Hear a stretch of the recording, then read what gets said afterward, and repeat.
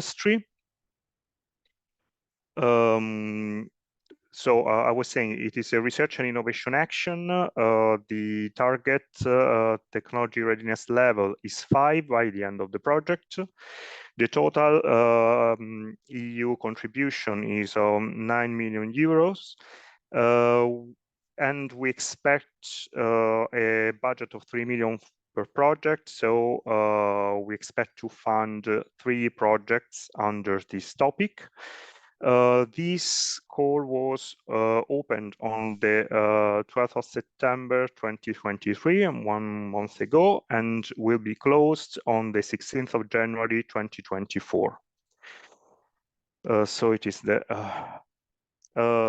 expected outcomes of this topic are the integration of geothermal heating and cooling in different industry sectors. We want operational flexibility and also a maximum cascaded use of geothermal energy. Another objective is to increase the trust and acceptability of geothermal energy for industry, region, cities, and citizens in the EU. Under the scope of this topic, there are the position of geothermal utilization, and this includes underground heat storage as a pillar for the industrial transition. And we want to increase the smart use of thermal grids with an emphasis on flexible supply. Luca, sorry to interrupt. I see from the chat there are some people, including me. From your slide, we see black box in the top and the bottom. I don't know if you can close. Yes, this one. I don't know how to do that because I don't have any. Just as from this. Okay. I'm afraid I cannot see the black boxes. Sorry. So maybe the best, you continue your presentation, and if you allow, we will share the version of your slides later. Okay? So you can continue. Sorry for this. Okay. So just a moment. Let's go on. Okay, under the, as I was saying, under the scope of this topic, there is also the smart use of thermal grids with an emphasis on flexible supply sources, the use of different source temperature, and the satisfaction of varying demand. Cascading should be taken into account for geothermal waste heat. And project can also implement system with which include heat pumps, energy piles, energy sheet piles walls, and also the different media from alternative media for cycle working. We want that environmental sustainability is properly assessed and that mitigation policies are put in place where necessary.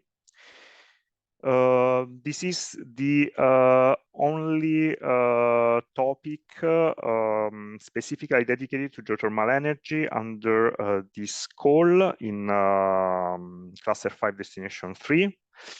If you want to know more, to have more information about other topics in the same call, I warmly invite you to participate in the info days about Cluster 5 climate, energy and mobility, which will take place on the 17th of October 2023, so next week.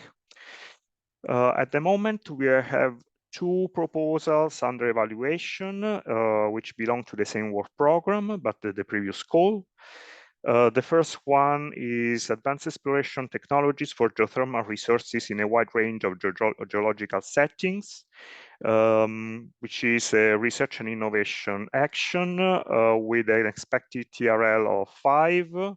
A total contribution of 8 million euros from the European Union, and an expected budget of 4 million per project. So we expect to fund 2 projects on under this topic. This call closed on the 5th of September 2023, and it is currently under evaluation. In total, we received 20 proposals. The second one is the topic smart use of geothermal electricity and heating and cooling in the energy system, which is... Sorry, Luca, to interrupt. If you can share again the screen, please, even if there's problems. So I will, okay, at least we can see part of it. Thank you very much. Okay, I'll try again. Let's see. So, okay,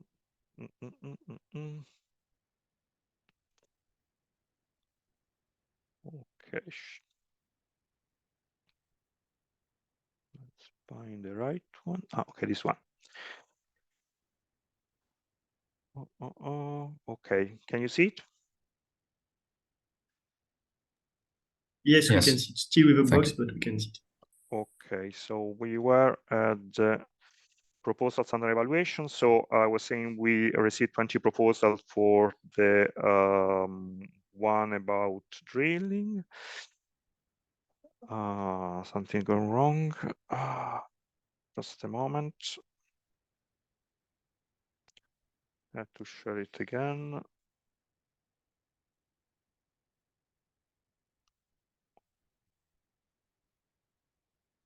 Sorry for the delay. So, okay, I was talking about this one, the smart use of geothermal electricity and heating and cooling the energy system. It is an innovation action. The expected TRL is by the end of the project is 7, with a total EU contribution of 15 million and an estimated budget of 5 million per project. So we expect to have 3 projects funded under this topic.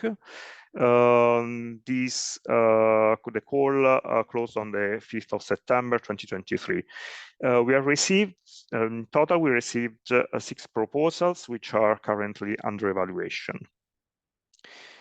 So these are the contacts to follow what DGRTD is doing, and that was all on my side. Thank you for your attention. Just one small thing, since some of you could have a question about next 4 programs. The process of the development, it is not yet, it is in a very early stage of development, so there aren't any information that can be shared at this stage. Thank you again for your attention. Thank you, Luca.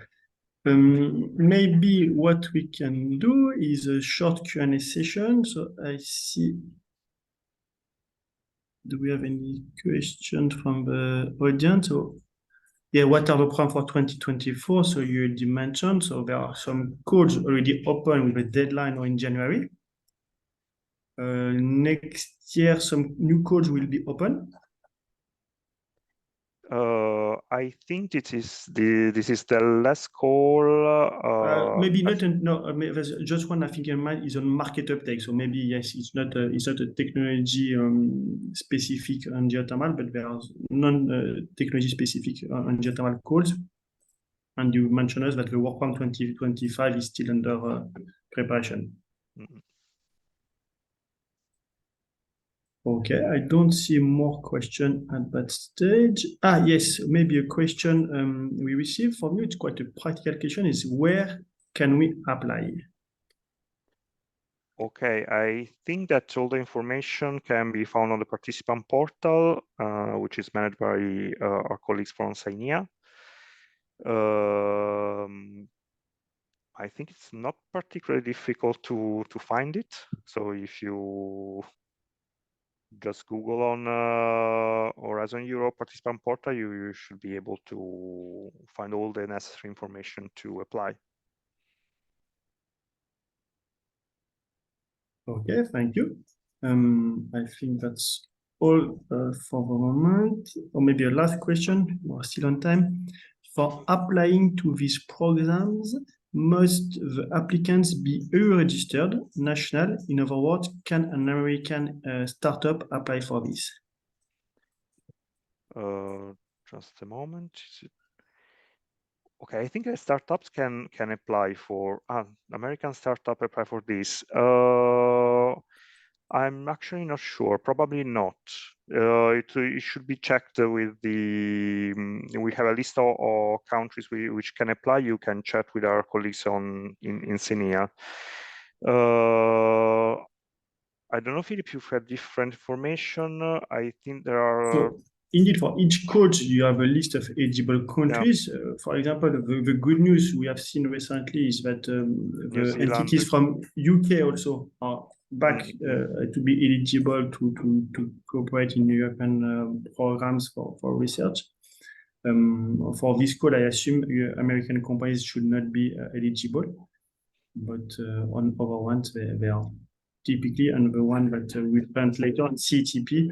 ILT will detail that, but there's some possibility there.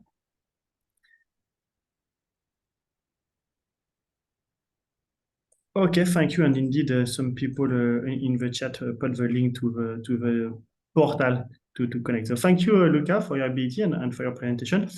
And indeed, we will share your slide to the audience, but we are not fully able to see your screen. If Yalti is available, I will now give him the floor to him because our colleague, Alessandra Colli from the DG Research still have a problem to connect. So Yalti? Yes, can you hear me? Thank you. We can hear you, we can also see you. Very good. That's even better. Let me see. Yeah. A little bit of a technical issue with logging in as well, because I have not been using Zoom for quite some time, and there were all kinds of good measures that they have obviously put in. So sorry for that, but I'm now, I think, to go through the CETP calls. So let me see. I assume I can share slides, and it should be this one, I think. See, do you see it? It's coming. Yes, we see. Not in full screen, but we can see it. Can you see it now? Yes, perfect. Floor is yours. Thank you. Thank you so much. Do you have? Do you see it full or something? Full screen mode without any black box. Very good. Very good. So thank you for the opportunity to introduce the CETP or CET partnership joint call for 2023. My name is Hjalti Páll Ingólfsson. I'm the co-chair of or co-lead of the TRI 4 on heating and cooling within the CETP. And this presentation is prepared also by Alicia Victoria Stoklosa and Esther Halldórsdóttir, which are running the office for TRI 4 here under Georg. Let me just go then directly into what CETP basically is. The CET partnership stands for Clean Energy Transition Partnership, and it's all about the energy transition that we need to foresee now. And particularly today, I'm going to talk about how we can utilize geothermal for this very important transition in Europe and abroad. The transition initiative for clean energy basically is enables more than 50 national and regional programs and owners, RTDI programs and owners and managers from 30 European countries and non-European countries. We also have US, Canada, India, Israel, and other countries on board. And the aim here is to align the research and innovation priorities, pull national budget together, and launch these joint calls annually until 2027. So you can expect to have an annual call on these partnerships until 2027, where the funding agencies are pulling funding towards good projects. And that's basically the main objective of CETP, is to accelerate the development and the transition and create good projects and or support good project and that does that basically. So where do we come from? I guess many of you know already Geothermica, and that was a ERANET co-fund action. But we were not alone in Geothermica. We had also other ERANETs, and these ERANETs were basically all joined into the Clean Energy Transition Partnership. Basically, the ideology of this co-fund instrument was made much bigger, with including all the other ERANETs and creating basically something new. So it's building on these 15 years of transnational cooperation and on the trust and ideology of these different ERANETs and the partnerships that already existed before. We have now, as I said, every year we have a call on the CETP, and you can find the call text and all the information about the call at the cetpartnership.eu website. So there you can find all necessary information. We have this year, it depends a little bit, you can expect to have a little bit of different emphasis possibly between years. This year, for example, we have 10 modules and with a very broad range of topics. And then you basically apply to one of these modules as an applicant. You must have a partner from at least 3 CETP countries to be eligible. The deadlines for the pre-proposals, so we have a 2-stage proposal stage. I will go through that a little bit later, but we have a pre-proposal deadline on the 22nd of November 23 at 1400 CET time, Central European time. And then a full proposal deadline is in March, 27th of March. So I, of course, encourage you all to read the text very carefully and more importantly, make sure that your national eligibility criteria are fulfilled in the different projects. I will also go to that a little bit later as well. Here you can see a list of the call modules that we are focusing on, and the TRI 4, the Heating and Cooling Transition initiative that we are leading, have 2 modules today in this call, and that is on heating and cooling technologies in general, meaning that you can include their solar heating and other types of heating, a broad basically scope of heating and cooling. And then we have a specific module on geothermal energy technologies. And today I will focus more on the geothermal energy technologies, but of course I'm open to any questions for the broader scope as well. So as you can see here, there is quite a lot of opportunities within the CETP and interesting call opportunities. Yeah. So let's go through the heating and cooling. As I said, we have these 2 modules, number 6 and number 7. I think it's important for you to remember these numbers as well within the CETP, because that's it's more or less running around that. So number 7 is the geothermal energy technologies, and I'm going to go a little bit through that here. It is basically based on for those that have taken part in Geothermica calls or have information about the Geothermica calls that we had 3 of those before. So basically we could say that this is the 4th Geothermica call. So it's really based on the same ideology as the earlier calls. It's focusing on the resource identification and assessment of geothermal research, is the geothermal and storage resource development. So basically, we're adding here the UTES storage, underground thermal energy storage resources as well. And then the supply and smart integration into energy systems and operations.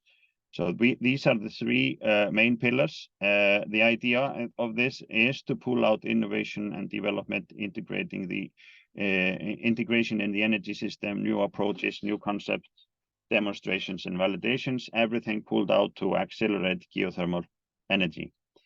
As a cross-cutting issues that we could work with as well is environmental, social, and economic sustainability, data, statistics, and knowledge sharing, public awareness, education, and strengthening the sector, and policy, economy, and risk mitigation, and regularly frameworks. But these cross-cutting issues are all supporting issues, basically, because the main idea here is to pull out technologies. So having a project only on environmental and social and economic sustainability is not valid. It needs to be a part of the project, but the project is to push forward implementation or development of geothermal in Europe. And this is basically a bit broader than only heating and cooling per se. So if you have a project on the resource itself, on exploration, on modeling, and that's also doable, as long as you are creating something new and you are making or working with higher TRL levels and making sure that would accelerate the deployment of geothermal in the energy transition, because this is all about trying to work with the 50% of energy use that go for heating in Europe now, and let that run on renewable energies. A little bit more details into this. Objectives of the call is to enable a broad range of geothermal energy related innovations, development and research project for heating and cooling, power generation, underground thermal energy storage, and co-production of geothermal minerals. The scope is technological solutions for all end users, including industry. In many countries, it's very important to include industry. So I would encourage you to do that. Identification and assessment, resource development, operation and integration in the energy systems. So this is basically the scope. The expected impact of projects like this is to cost reduction, is to reduce cost, and or increase the competitiveness of the market opportunities, and or increase environmental protection. Innovations impacting societal accessibility, safety, and or circularity are also within the scope. So the TRL level is quite broad. It's from 4 to 8, but I would say that at the end of the project you should get as close to 8 as possible in this call or under the scope. Private sector and research organizations are of course open as a consortia here, but of course as in Europe it needs to be entities. It's not individuals that are eligible for funding. So that is more or less about the content. We basically could say that it's quite broad. We just say surprise us with great projects, but first and foremost make sure that the national criteria are met, because that's very important. Thinking about the general submission rules, we have, as I said, two-stage proposals. So stage 1 is pre-proposal. A project consortia chooses one call module, as I said, for the pre-proposal. If the pre-proposal is selected, the project consortium is invited to submit a full proposal. So basically, if you get through the pre-proposal stage, you will get a formal invitation to submit the full proposal later on.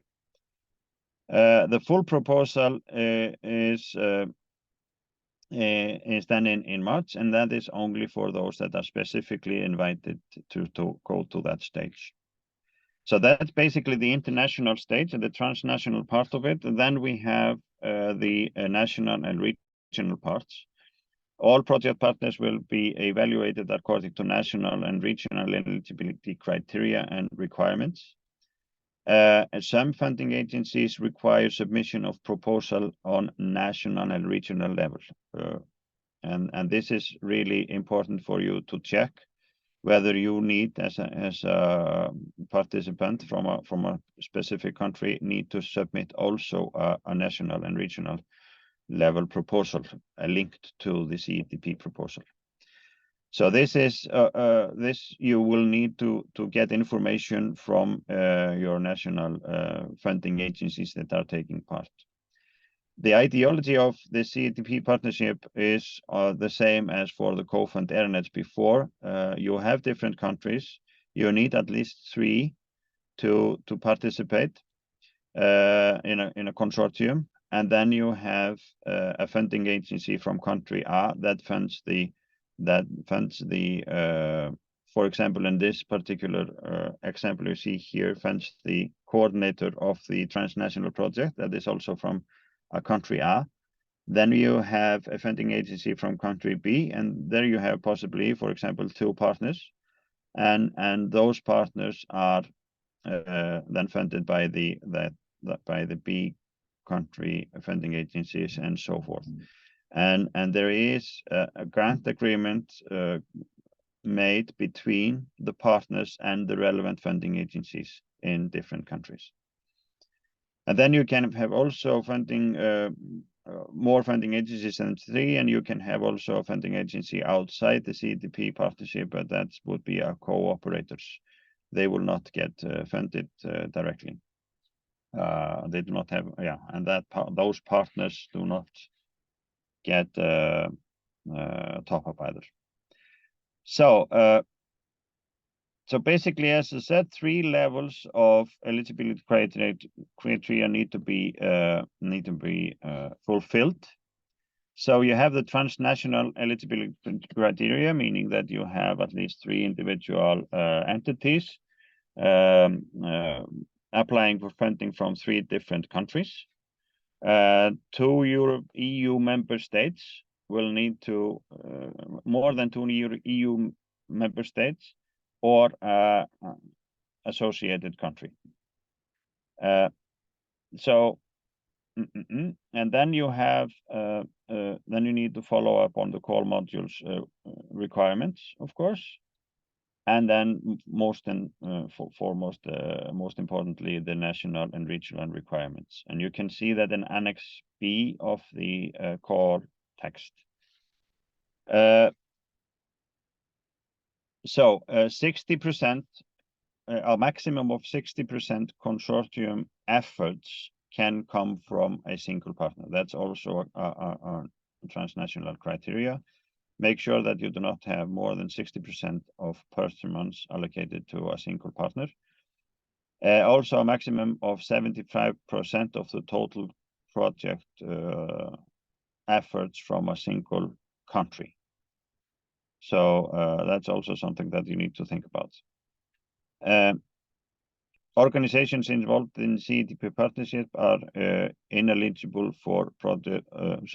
Organizations involved, in the CETP partnership are ineligible to proposal submission. Basically, an organization like EGEC, which we are running the office, we are not eligible to send in proposals, and this is the same for other organizations that are somehow taking part in the support of the CETP. Of course, those cannot send in applications for funding or not eligible for funding. The project will need to start before the 15th of December 2024, and project duration is a maximum of 36 months. Proposal work plan must include work packages called reporting and knowledge community. So you need to have a specific part of your work dedicated to reporting and knowledge community. So, and then few important deadlines. I've gone through some of these before. The pre-proposal submission was opened on the 20th of September, so it's been open for a few days. It will close on the 22nd of November. Opening of full proposal submissions will be in the 25th of January. So you will get an information whether you are successful in your proposal before the 25th of January next year. And then the second stage will be closing on the 27th of March.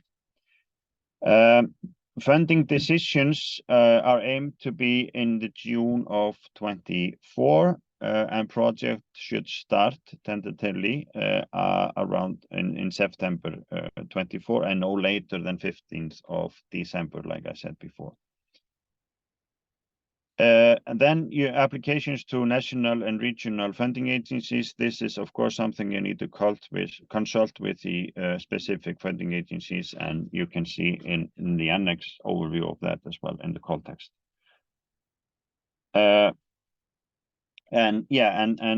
Just to continue to stress that there are submission rules with the different countries, so please be aware of those and contact your national contact point to get kind of a confirmation that your project is going to be eligible. Here you can see a list of the countries that are taking part in the CET partnership. It's too long to go into exactly what countries are in what in geothermal, because geothermal call module, but you can find that on the CET partnership website. So I would consult you to go into that. Then before I end, I wanted to let you know that there is a matchmaking platform that is operated within the CET partnership. And you should definitely go into that. There is you will get these slides afterwards, I think, from Philip. So in this matchmaking platform, you can register to events. You can register yourself, or should register yourself, with the interest of what kind of project you are looking for, and basically describe yourself, and you are able to set up meetings and so on with potential partners there as well. So I encourage you to look into that and follow that, and stay tuned for call updates on the CETP partnership website. Of course, that's the central and most important part, place to find information, but also we will try to use the other medias like LinkedIn and Twitter and YouTube to follow up on these issues and let you know. So with that, I think I've gone through it, and thank you very much, and then open for questions if that's allowed. Yes, indeed. Maybe some questions to you, Hjalti. First, thank you for your detailed presentation, really clear. Maybe we can remind to all people that it's a new instrument, no? But the first call were just last year. But maybe we can also allow to say that we were expecting, especially you were expecting, more proposal. Last year it was maybe not the success we were expecting for such a funding opportunities for geotechnics. So this year, indeed, we expect you to propose your research innovation ideas. Meaning that it's mainly look at that and different funding instruments on a competitive point of view. Maybe this instrument as a new one will be maybe less competitive. You see in Horizon Europe, the call planned by Luca, there were more than 20 applications for the call on explorations with only 2 awarded. So maybe it's also a criteria to look at now yet. Yes, exactly. And I could definitely say that the experience from these co-fund actions like the CETP is that the biggest cut is in the pre-proposal stage, meaning that the projects are not fully eligible. So I cannot stress enough.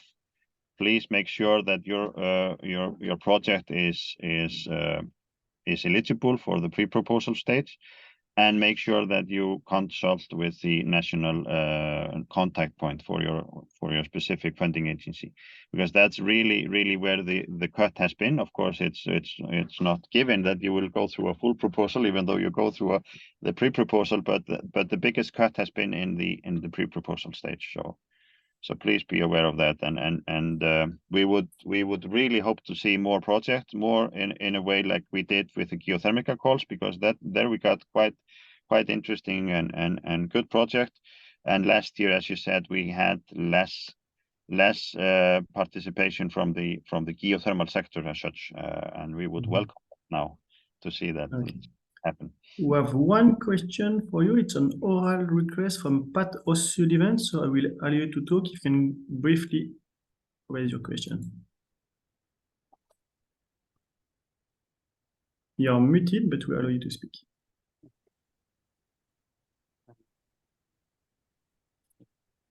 Pat, we cannot hear you. No. No, sorry, no question. Okay, because you raised your hand. Okay, so I thank you for that, Yalti, and maybe I will now give the floor to Alessandra. We are finally able to have her orally. So, Alessandra, the floor is yours. Thank you so much, Philippe. And I hope that everybody is able to hear me in some ways. I'm trying to speak as loud as I can on my side. I am presenting today to you a new funding program, new to you at least, which is the Research Fund for Coal and Steel. I am replacing my colleague Moises Blanco here, that you see on the first slide, his email address. So please, if you have any questions specifically to the program for coal, I would suggest you to contact directly Moises in the coming days. I am personally involved more on the steel side of this program. So the Research Fund for Coal and Steel, and we can probably go to the next slide. Yes. So this presentation will look into what is the RSPS program and what is in it for you. So we go now to the slide number 3. And we look a moment, I give you an overview of the fundamental step and the history of the RSPS program. It is a very old program for the European Commission because it's, as you may remember, coal and steel are the funding stones of the European Commission, the European Union. And it started with the Schuman Declaration of 1950. The RSPS program officially started in 2003 on the remaining of what was the European Coal and Steel Community. So at the closing and expiration of the European Coal and Steel Community, the RSPS program was funded with the assets and the remaining assets of the European Coal and Steel Community. And it's a program dedicated specifically to research and development in the area of steel and coal. According to the program is independent from Horizon Europe, and it is regulated by an own legal base, of which here in this slide you find also the references. And this legal base has been updated in 2021 according to the new policy directive of the Commission, and especially according to the Green Deal and the just transition for the coal side. Let's look a moment into what the policy ecosystem of this funding program, and you can go to the slide number 4. So the funding program is, of course, following the policy directive of the European Commission, and the main stone of this program in terms of policy direction is the European Green Deal. Under the European Green Deal, there is also in the same context, the concept of the just transition for coal, and trying to move towards a carbon neutral Europe implies also the phasing out of the coal mines and the coal plants. According to the policy, let's say there are also implications into the program coming from the REPowerEU, and which is now included in the Recovery and Resilience Facility, the Net Zero Industry Act, and the Critical Raw Material Act. All these aspects of the policy of Europe have an effect on the RSPS program. Now, let's go to slide number 5 and see more in detail about the just transition. And just transition has been actually created, as I mentioned before, under the European Green Deal.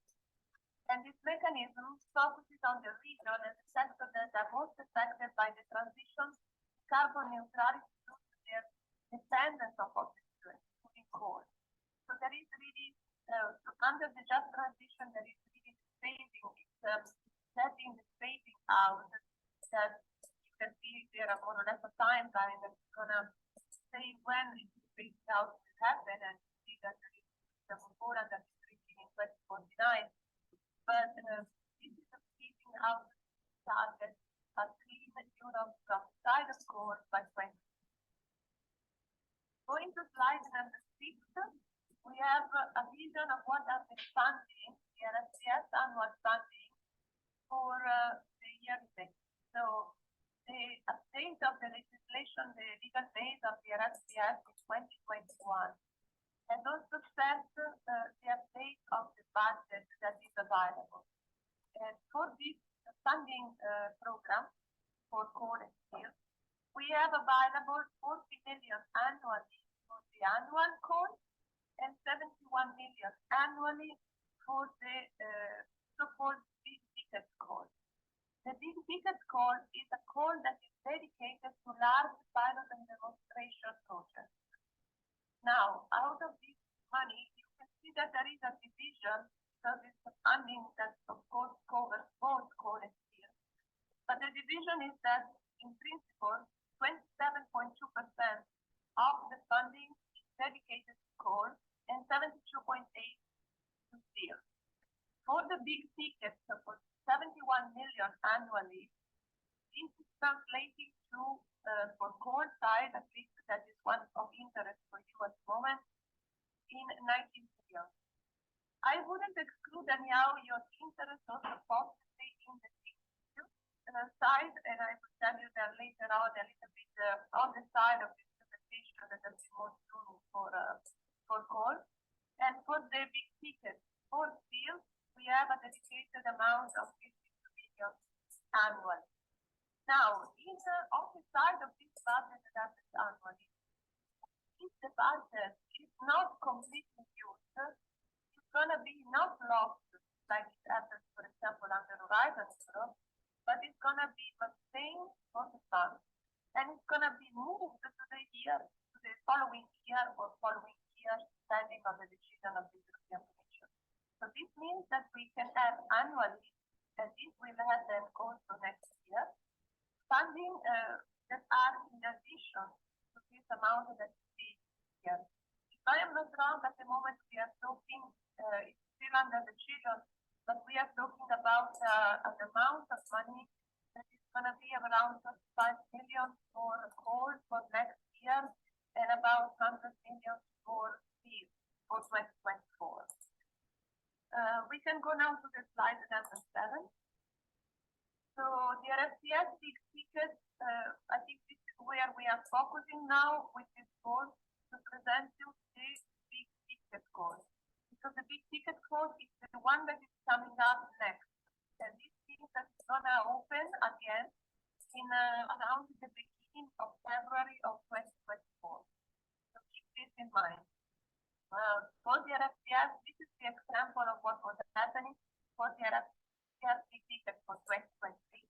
There was an availability of 165 million euro, out of which 35 were for coal and 130 were for steel. Of course, this is happening again because in addition to the 71 million annually, there was remaining leftover budget from the year before, which has been moved to the year after. In 2023, the total budget, as mentioned, was 71 million plus 94 million that was mentioned. And yes, the other 65 was also here. Going to the slide number 8, we go now a little bit more into the details of what are the objectives specific for the big ticket coal of next year. So these were also present in the year 2023. They will be somehow maintained in the same way also in 2024. And you will see that there are different objectives available under the call of the big tickets under the RCS. One is following, for example, mine water monitoring, management, and or treatment in coal mines in the process of closures and formerly operating objectives looking into land monitoring, modeling stabilization, and home restoration. The objective number 3 is looking into waste and or soil treatment of mines and transition. The topic number 4, here we are talking about objectives in respect to Horizon Europe and CETP. So the objective number 4 is energy recovery, mitigation of methane emissions from formerly operating coal mines, for eventual closure for coking coal mines and geothermal energy systems.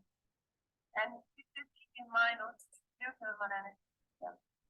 Materials recycling for the objective number 5, and development of alternative materials including recovery of critical raw materials. Objective number 6, reporting of and related infrastructure. So power supply services, the projects for energy storage, renewable energy, hydrogen, hybrid solution, etc. So you see that, for example, here, sorry, I had a problem with my computer. In these objectives, in objective number 4, and as well as it's going to be objective number 6, you have opening for collaboration between coal operating entities and the geothermal. Now, if we go to the slide number 9, we have highlighted a clear potential synergy with the geothermal aspect. So the use of geothermal energy and former coal and energy synthesized. Project results are expected to contribute to at least one of the following expected outcomes. And here you keep in mind the points that we started in possible geothermal application. Point number 1, can have exploration of technologies, advanced exploration technologies for geothermal energy adapted to the specific environmental costs and challenges posed by coal and lignite types, with a focus on improving the performance and reliability and circularity of the geothermal system. Then point number 2 is the smart use of geothermal electricity and heating and cooling in energy systems. This is looking more into the repurposing of former coal power plants for production of electricity. And then the point number 3 is development of geothermal resources in former coal mines or coal mining infrastructure. So we are looking really into introducing alternative energy sources. Among them, there is, of course, geothermal in the system of producing electricity that was before produced by coal or related to the coal mine and the reuse and repurposing of coal mine sites. This is very important, and it may create really a connection and a link between your sector, the geothermal sector, and the application of technology and installation typical of geothermal in coal plant site or in coal mine site or in the areas that are previously dedicated and connected to coal. If we go to the slide number 10, here we have an overview of what the RFPS is seeking in terms of TRL target, duration of the project, and also funding type of funding amount. These are pilot and demonstration projects. And so they are funded 60% of the total budget. So this is the funding rate. We can go up for months of duration. And we normally target a very high TRL level. So we go from 4 to 5 up to 7 and 8. So these are really mostly large pilot and demonstration projects. Keep in mind that the amount of money is available and also available for a single project is high. So we have in average funding per project that goes between 5 to 9 million. But with appropriate justification and the good background of the proposal, we can even accept up to 80 million per project. So this is really something relevant, and the amount amount of funding is considered by the Commission appropriate for large pilot and demonstration projects. On the other side, the call, and let's just mention also that aspect, the call is also part of the annual RSPS call. The annual RSPS call is a smaller call, and it's normally open during summer. So the next opening of that call will be around the middle of June in 2024. You can also target specific type of collaboration with calls and the German answer that call, type so. But remember that that call is more, so the amount of money per project is smaller. Normally we go between 1, 2, maximum 3 million per project. That is normally average the range. It can go even a little bit higher, but normally for the last really large pilot demonstration, we are under the annual call of the RSPS, though, is not including only pilot demonstration projects, but it's also opening to research projects. So meaning lower TRL level. And here we can go when starting at TRL level 1, 2, 3, very, very low TRL level, up to 4, 5, normally for research projects. And then from 4, 5 up, we enter in the range of the speakers. So it is a pilot and demonstration. Now we go to the slide 7. That is the final one, and this is giving you the idea in principle of what is the process from the call to the grant agreement preparation and then the award of the grant agreement of the grant. So we start normally around November, February with the financing decision. What at the moment is going on, and has already started now actually with the financing decision from the Commission, where we are preparing the call. So in principle, we are defining the objectives, approving the objectives internally by consultation and by Commission implementing the decision. In February, normally the calls, the calls open, but here there was a deadline in May, at the beginning of May. So we have been told that normally this period is not very long for some such projects. That is the reason why we have time to communicate the presence of this call and the type of objective pretty much in advance, that you know now, and you can start creating your consortium and your work around this call already now. In May 23, there is the beginning after the closure of the call. That is the beginning of contacting in principle of the evaluation process, out of which the contacting of the experts, and then the grant agreement preparation starts. And normally at the end of the grant agreement preparation, that, for example, for the big ticket 2023, is going to happen very soon, then the Commission enters into another process that is the award decision. And after the award decision, then the process can start and the money can be granted finally. Now, this is my last slide, but I really would like to mention, in addition to the call, for the big ticket next year, the steel side has also an opening to technology. So there is a specific objective of the big ticket under steel that is dedicated to new alloys and development of new applications of steel and steel alloys for specific applications. And that specific application for next year is targeting along the net zero industry. The technologies under the net zero industry. All the technologies mentioned in the net zero reactor and the application of steel in terms of steel alloys and steel products under that type of umbrella of the net zero industry are allowed. That means also that the thermal is also included.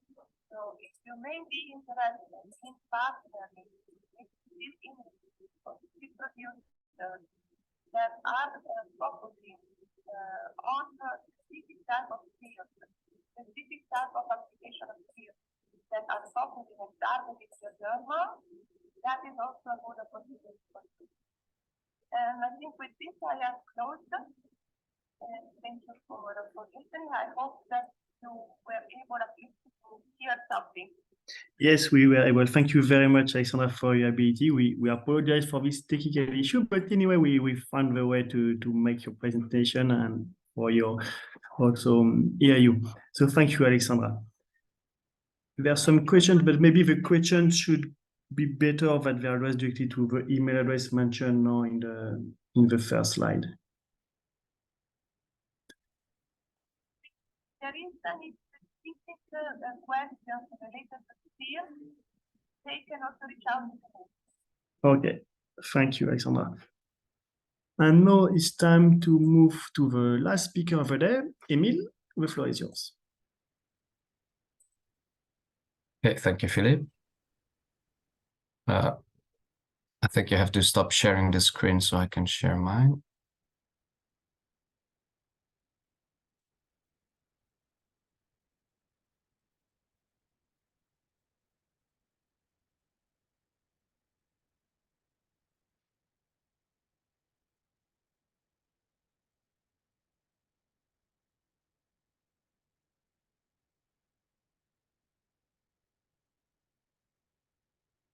Okay, thank you. I hope you can hear me well and see my screen. I confirm. Okay, so I'll try to be quite quick on that. So we'll talk mainly about the Innovation Fund and some other interesting fund of cross-border projects. So as many of you know, I guess, the Innovation Fund is one of the world's largest funding program of a demonstration of innovative low-carbon technologies. It started in 2021, and we're currently at the third call. The call are as large-scale project and small-scale project, but we will see in a while there will be also a new category of medium-scale projects to come. And we provide around 40 billion of support over 2020 and 2030 till 2030, and it's linked to the carbon price for the commercial demonstration of innovative low carbon technologies. Basically, there are 5 criteria for which projects are selected. So the effectiveness of greenhouse gas emission avoidance, the degree of innovation, the project maturity, the scalability, and the cost efficiency.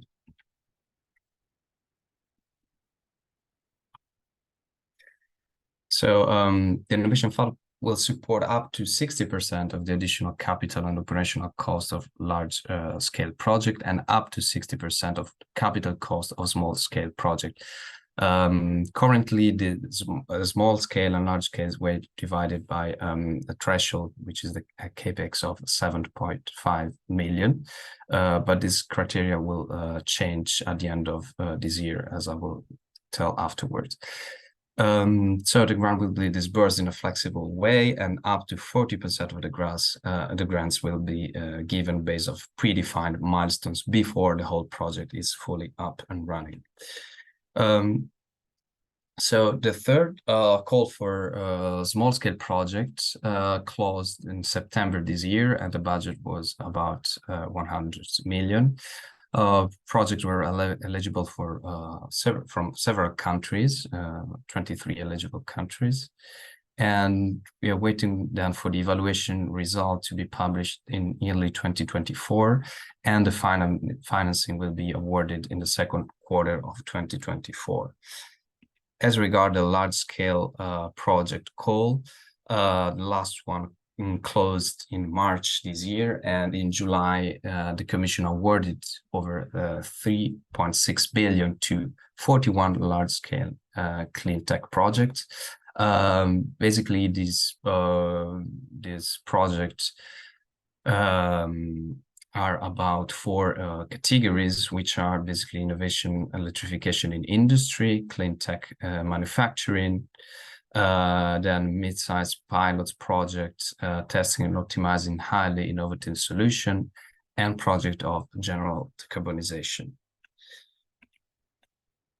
The important thing to know maybe about the Innovation Fund is also that, as I said, only 41 projects were selected out of 239 applications, but out of this number, about 196 were eligible and admissible for evaluation, and 40% of those passed the evaluation threshold and could be considered also for the sovereignty seal. So the sovereignty seal is a new label which was launched by the Strategic Technology for European Platform. It's the so-called STEP proposed by the Commission. So this label is a new quality label to be awarded to high quality projects contributing to the objectives of this STEP communication. So it's not only linked to Innovation Fund, but also, for example, Horizon Europe project can be awarded with this seal, and the benefits are several. For example, towards the private sector, this seal can be a signal that this project is contributing to the green targets of the EU, and specifically to the targets mentioned in the STEP communication.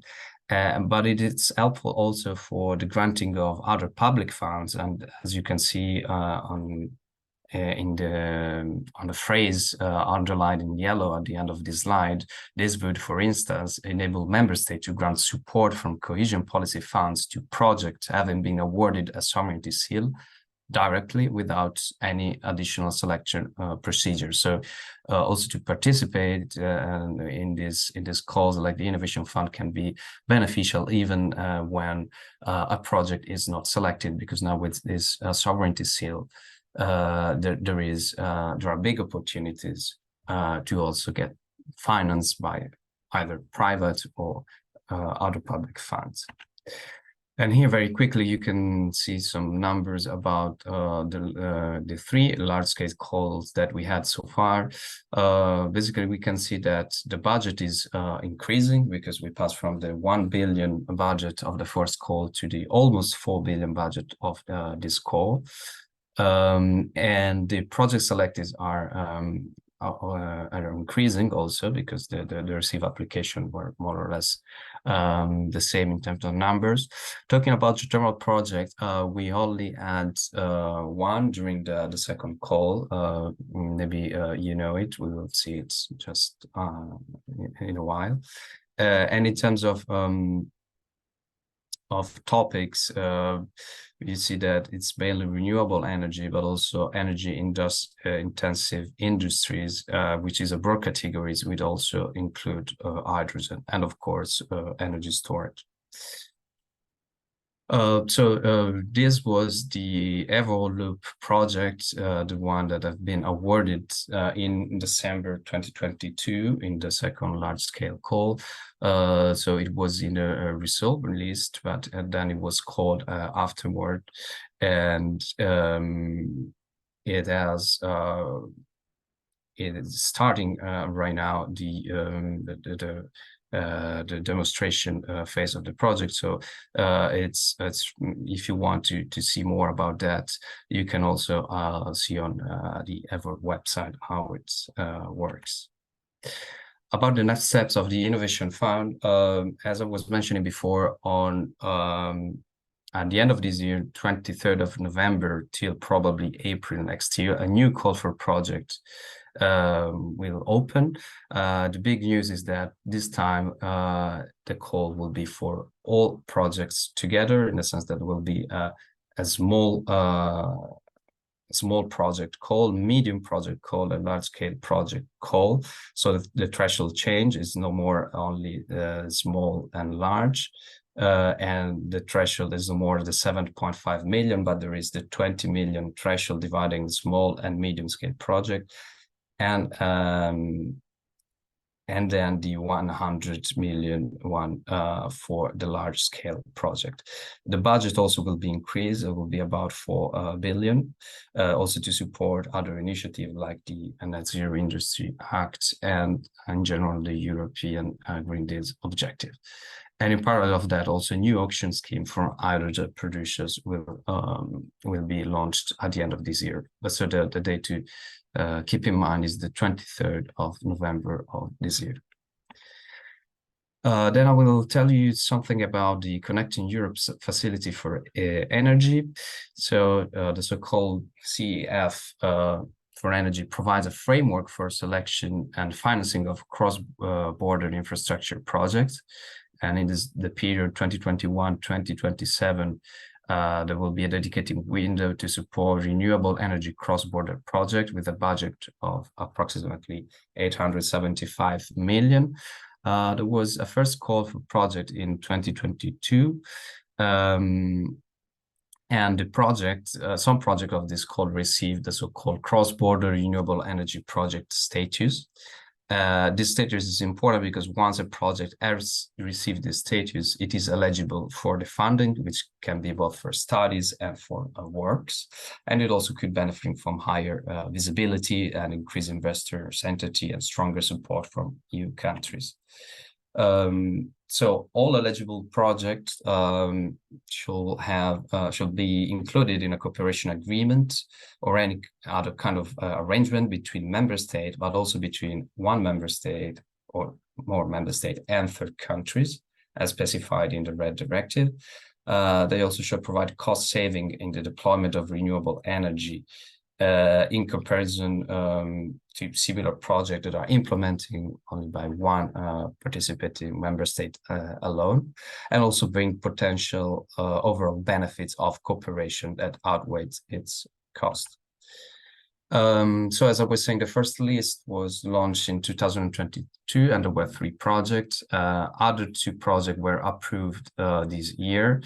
The most important for us is the second one, the Görlitz-Korenzlek project, which is a cross-border district heating grid based on renewable energy between Germany and Poland. So here you can see some information about it. Basically, is a district heating project just at the border of Germany and Poland, putting together these 2 cities. And there are several technologies involved, as you can see. So solar PV, solar thermal, ambient energy, biomass, biogas, but most importantly, also geothermal energy. And you can find this information, specific information also with the timeline and implementation of the plan on the Commission website. So the last call to obtain this status was in January, and it closed in May. So there should be yearly calls. So we expect that next one should be early next year, like we had this one in 2023. And application can be submitted via the dedicated CBRS submission platform. And I've also here the link. Last thing I want to talk about today is the EU Renewable Energy Financing Mechanism.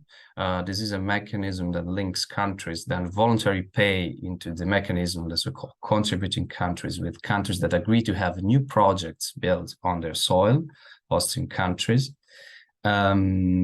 So you can see in a couple of words how does it work. So for project developer is a system of EU-wide tenders which will identify suitable renewable energy installation project to receive support from the mechanism. So it is a tender process. For private investor, they can invest in the mechanism in order to broaden their sustainable energy portfolio and benefit also from the region-wide Green Deal label. And for member state, as said, they can either host a project without needing to provide finance themselves, or contribute financially to a project locating in a different member state. So the first tender was launched in April and closed in September this year, with bids that significantly exceeded the target volume. So the agreement in this case was between Finland and Luxembourg. So projects located in Finland with a minimum capacity of 5 megawatt and a maximum of 100 megawatt competed for a budget of 40 million euros, provided by the voluntary contribution of Luxembourg. In this case, the tender saw several projects submitted for building solar photovoltaics renewable energy installation, but nothing impedes that in the future member state can have agreement on other technologies. And finally, as next step, CNEA will carry out an evaluation of the eligibility of this project and will award them based on the price. That's it from my side. Thank you. Thank you very much, Emile. Really concise and precise presentation. With this last presentation, we are closing the event. As you could see today, our objective was not really realized, but nearly. We wanted in 1 hour to brief you about new funding opportunities. And especially, we wanted you to look at not only the traditional funding from Horizon Europe, but also other funding. So we hope that you found the information you were looking for. I really, first encourage you to look at CETP because the deadline is soon. ELT can confirm it's in November. But anyway, with information provided today by ELT, I'm sure that you still have time to make your proposals. Also, we had some technical issue, but we are thankful that Alessandra could finally make it to present this new for us program for cold regions in transition. And you see the opportunities for also funding geothermal technologies, research and innovation. And last but not least, you could see from Emile that indeed we should look at broader. Innovation Fund, we know that it's a funding opportunity. It's really competitive, but if you make a good project, you will also be able to receive some funding. Hope you enjoyed this webinar. I just want to take the floor for 2 more events we're organizing. If you're interested in heat pump, the Geothermal Heat Pump Days 2023 in 16-17 of November in Berlin, and the annual meeting of the ETIP Geothermal 2023 on 21st and 22nd of November.